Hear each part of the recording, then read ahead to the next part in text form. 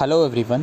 आज की इस वीडियो में हम डिस्कस करेंगे बीए प्रोग्राम या फिर बीकॉम प्रोग्राम में जो जनरिक इलेक्टिव सब्जेक्ट है प्रिंसिपल्स ऑफ मैक्रो इकोनॉमिक्स, ये सेमेस्टर 6 में पढ़ाया जा रहा है। तो ये बीए प्रोग्राम हो या बीकॉम प्रोग्राम हो, दोनों ही स्टूडेंट के लिए वीडियो है। आज की इस वीडियो में हम देखेंगे कि इसका एग्जामिनेशन पैटर्न कैसा आता है, किस टाइप के क्वेश्चंस आपको एग्ज़ाम्स में देखने को मिल सकते हैं। अगर हम ब्रीफ सिलेबस की बात करें तो इसमें कुछ टॉपिक आपके 11-12 से बिल्कुल मैच करेंगे। अगर आपने 11-12 में इकोनॉमिक्स पढ़ा है तो इसमें क्या है भाई, इंट्रोडक्शन पार्ट है। सबसे पहले कि मैक्रो इकोनॉमिक्स क्या होता है और इश्यूज़ कौन कौन से होते हैं मैक्रो इकोनॉमिक इश्यूज़ इकोनॉमी के अंदर। फिर सेकंड क्वेश्चन आपका नेशनल इनकम अकाउंटिंग से रिलेटेड है, जिसमें आप जीडीपी का कॉन्सेप्ट पढ़ोगे, नेशनल इनकम का कॉन्सेप्ट पढ़ोगे, नेशनल इनकम का मेजरमेंट जो होते हैं अलग अलग वो किस तरीके के होते हैं वो आप पढ़ोगे, नॉमिनल और रियल इनकम क्या होता है वो आप पढ़ोगे, और जीडीपी कॉन्सेप्ट की लिमिटेशन क्या क्या है वो पढ़ोगे। इसके बाद यूनिट 3 के अंदर आप डिटर्मिनेशन ऑफ जीडीपी किस तरीके से डिटरमाइन करी जाती है, एक्चुअल और पोटेंशियल जीडीपी क्या होती है, एग्रीगेट एक्सपेंडिचर क्या होता है, फंक्शन क्या होता है, एग्रीगेट एक्सपेंडिचर कंजम्पशन फंक्शन क्या होता है, इन्वेस्टमेंट फंक्शन क्या होता है, इक्विलिब्रियम जीडीपी क्या होती है, एमपीएस यानी कि marginal propensity to save, APS average propensity to save, MPC पढ़ोगे यानी कि marginal propensity to consume, average propensity to consume, ये सब कंसेप्ट आप पढ़ोगे, मल्टीप्लायर का कॉन्सेप्ट पढ़ोगे। इसके बाद यूनिट 4 है national income determination in an open economy with government. इसके अंदर आप गवर्नमेंट के जो एक्सपेंडिचर होते हैं, फिस्कल पॉलिसी पढ़ोगे आप। गवर्नमेंट के एक्सपेंडिचर अगर गवर्नमेंट अपने एक्सपेंडिचर में अगर चेंजेस करती है तो उन चेंजेस का क्या फ़र्क पड़ता है, क्या इम्पैक्ट होता है, टैक्सेस में चेंजेस का क्या इम्पैक्ट होता है। नेट एक्सपोर्ट फंक्शन पढ़ोगे आप, net export and equilibrium natural income के बारे में पढ़ोगे।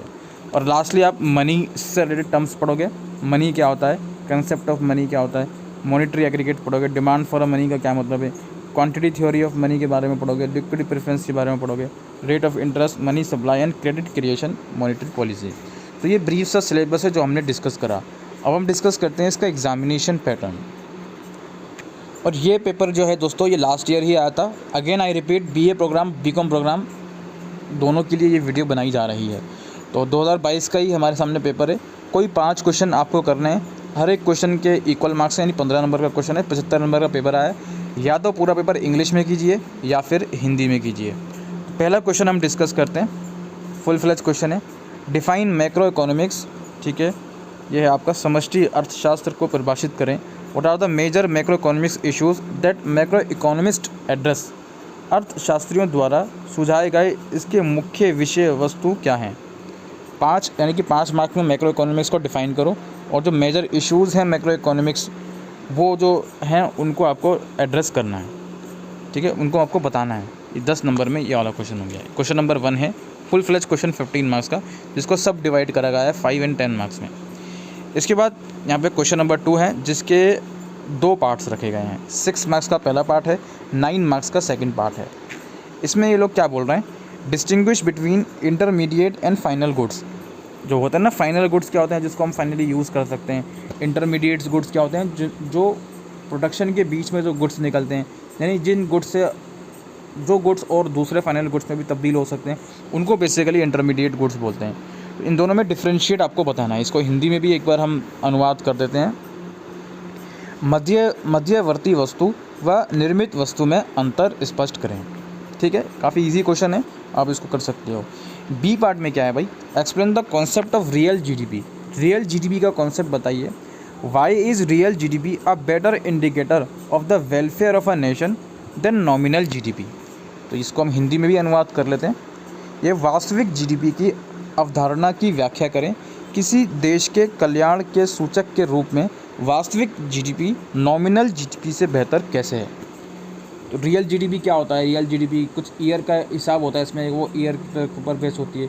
नॉमिनल जीडीपी में भी शायद बेस्ड ईयर के ऊपर बेस होती है। तो रियल जीडीपी नॉमिनल जीडीपी से बेहतर क्यों है वो आपको बताना है, और एक्चुअल में रियल जीडीपी का कॉन्सेप्ट भी आपको इसमें डिफाइन करना है। 9 मार्क्स का है ये। इसके बाद आता था क्वेश्चन नंबर 3, जिसके 2 पार्ट हैं अगेन, 9 और 6 मार्क्स के। Define consumption. कंजम्पशन क्या होता है, डिफाइन करो।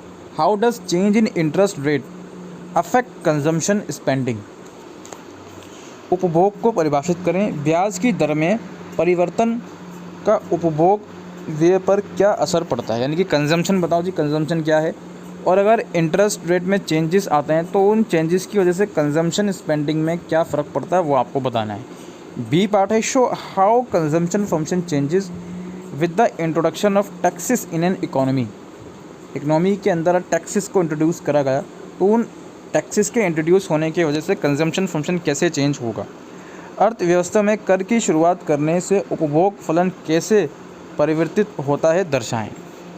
इसके बाद क्वेश्चन नंबर 4 है जिसका ए पार्ट है how do firms determine there desired capital stock. एक फर्म अपनी वांछित जमा पूंजी कैसे निर्धारित करती है, 10 मार्क्स में वो बताना है आपको, 10 मार्क्स में। हाँ, और बी पार्ट है what will be the impact of an increase in interest rate on the desired capital stock of the firm.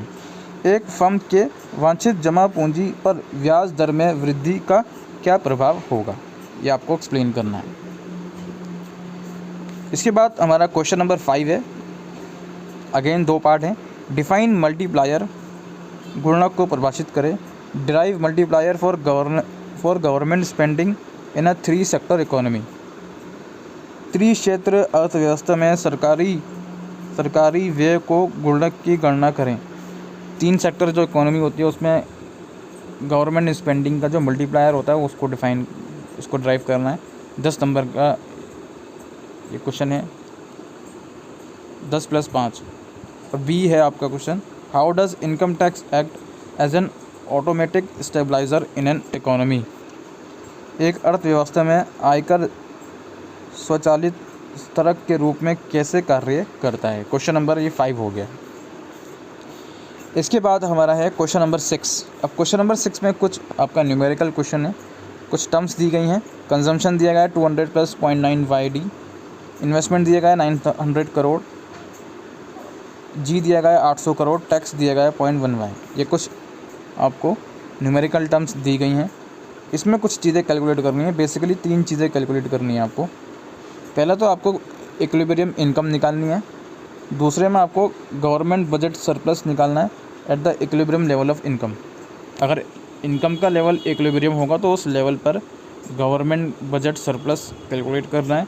और सी है if government increase is spending by ₹500, अगर गवर्नमेंट ने अपने खर्चे 500 रुपये से बढ़ा दिए तो उस एक्सपेंडिचर के बढ़ने से नया इक्विलिब्रियम लेवल और बजट सरप्लस क्या होगा वो आपको कैलकुलेट करना है। ये क्वेश्चन नंबर 6 है। याद रखिए कोई 5 क्वेश्चन ही आपको करने हैं, ठीक है। 7वां क्वेश्चन है right a short note on any 2। पहला है net export function, quantity theory of money और ट्रांजैक्शनल डिमांड फॉर मनी और मनी मल्टीप्लायर। इन चारों में से किन्हीं 2 पर नोट लिखना है। और 8वां क्वेश्चन हमारे पास है जिसके दो पार्ट हैं। How is real rate of interest determine in the money market. मुद्रा बाजार में वास्तविक ब्याज दर का निर्धारण कैसे होता है और what impact does monetary policy of a nation have on it's real rate of interest. इसको हम हिंदी में अनुवाद कर लेते हैं। एक अर्थव्यवस्था की मौद्रिक नीति का वास्तविक ब्याज दर पर क्या प्रभाव पड़ता है। अब हम इसके सिलेबस पर वापसी आते हैं। क्वेश्चन नंबर 1 में 15 नंबर का क्वेश्चन आया हुआ है। क्वेश्चन नंबर 2 की अगर हम बात करें तो नॉमिनल और रियल जीडीपी वाला कॉन्सेप्ट आया हुआ है आप लोगों का। क्वेश्चन नंबर 3 के अंदर भी आप लोगों का कंजम्पशन फंक्शन, मल्टीप्लायर, इन सब का क्वेश्चन आया हुआ है। 4 की अगर मैं बात करूं तो नेट एक्सपोर्ट के ऊपर शॉर्ट नोट आया हुआ है। गवर्नमेंट ये न्यूमेरिकल क्वेश्चन आया हुआ है, इसका एक जो सी वाला मैंने आपको दिखाया था उसी में से आया हुआ है। तो 15 नंबर का क्वेश्चन हो गया, नेट एक्सपोर्ट को शॉर्ट नोट में डाल दिया। लास्ट वाला यूनिट में एक फुल फ्लेज क्वेश्चन आया हुआ है, थोड़ा बहुत इसमें से शॉर्ट नोट में डाल दिया। तो कुल मिलाकर बात यह है हर एक यूनिट की वेटेज इक्वल है।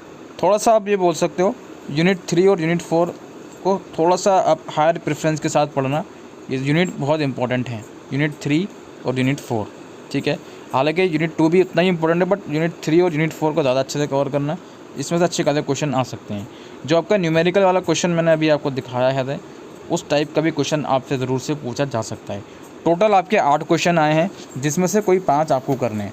जनरली लास्ट ईयर जो 2022 में पेपर आया था उसमें नंबर ऑफ़ क्वेश्चन की चॉइसेस में थोड़ा इंक्रीमेंट था। इस बार भी वो इंक्रीमेंट फॉलो होगा नहीं होगा उसके ऊपर तो नहीं कहा जा सकता, लेकिन पैटर्न जो मैंने आपको बताया मोस्ट लाइकली यही पैटर्न होगा। या तो ऐसा भी हो सकता है कि 5 क्वेश्चन आए, हर एक क्वेश्चन में इंटरनल चॉइस दे दी जाए, या फिर ओवरऑल चॉइस जो मैंने इस तरह से डिस्कस करा है इस क्वेश्चन पेपर में, उस तरह से भी आ सकता है। ठीक है, तो यही दोस्तों आज की इस वीडियो में इंपॉर्टेंट अपडेट थी regarding principles of macro economics. I hope दोस्तों आपको ये वीडियो यूज़फुल लगी हो, तो वीडियो को शेयर कीजिएगा। Thank you.